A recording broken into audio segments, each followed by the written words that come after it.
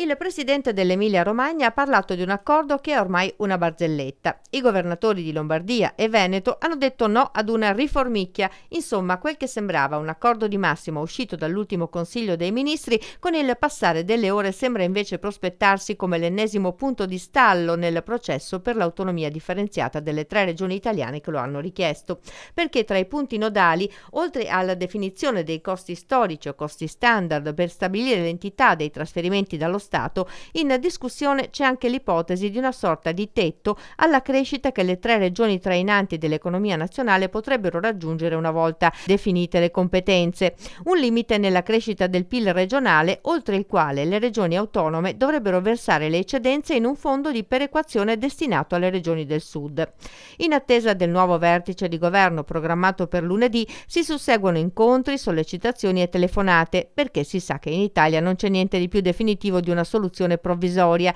e il timore è che per accontentare tutte le parti in gioco, e in questo caso in particolare l'area del Movimento 5 Stelle e le regioni del Sud, dal prossimo Consiglio dei Ministri esca un testo che mette troppi lacci alle regioni del Nord che vogliono gestire le loro risorse.